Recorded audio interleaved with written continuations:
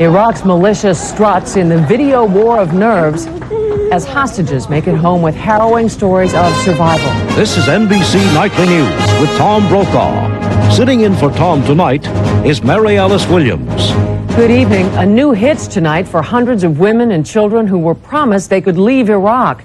Iraq said the foreign planes that were to take them to freedom could not land unless its planes were allowed to land on foreign soil. That would break the United Nations embargo. One more frustration in a war of nerves increasingly waged with video.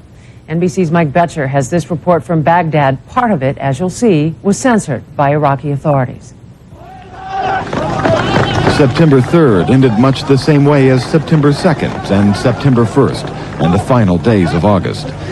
In another sector of Baghdad, on another summer evening, the People's Popular Army has been assembled and the media invited to witness another neighborhood's patriotic will. Measuring the real depth of commitment to the cause of Saddam Hussein is impossible to gauge in these circumstances. But that is not the point. For the Iraqis, the point is this picture and where it will be sent, westward. This is a test of wills, Iraqi and American, and Iraq is using every means it can to break America's will. Behind these public displays of resolve is another effort to lessen the resolve of Iraq's opponents by using foreign nationals trapped here. Today, an Air France charter, which was scheduled to pick up 130 American, French, and British nationals, was denied landing rights. Iraq says it will not allow foreign airliners to land here unless it is given the same right in other nations. Saadi Salah, the Speaker of Iraq's parliament, told the assembled militiamen that they should choose to die in honor rather than live in humiliation, that when all else fails, Iraqis should be prepared to fight. In the meantime, Iraq is prepared to try all else.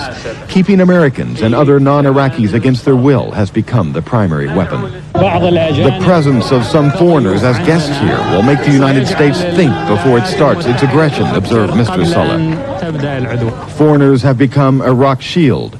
Hundreds of Filipinos who were moved from Kuwait to a camp in Baghdad sense the risk of being caught between two powerful forces. Whether the protection they provide for Iraq is real or imagined, they and Americans and British and French and others like them are stuck in a dangerous role. Mike Betcher, NBC News, Baghdad. For tens of thousands of Asians who've escaped Iraq and Kuwait, the misery mounts. They're stranded in Jordan tonight in squalid desert refugee camps, starving, some dying of exposure. More are arriving at a rate of 100 an hour. Some 700 foreign hostages, among them Americans, made it home over the weekend. Women, children, and the ill who arrived weary and frightened for the fathers and husbands left behind. NBC's Stan Bernard reports.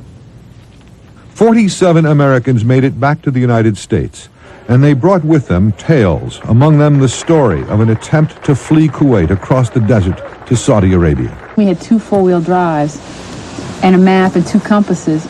So we got in our 4-wheel drives and headed out to the desert, and were stopped by the soldiers in the desert. She, her husband and cat, and others in the escape party were brought back to the Iraqi embassy in a torn and looted Kuwait city.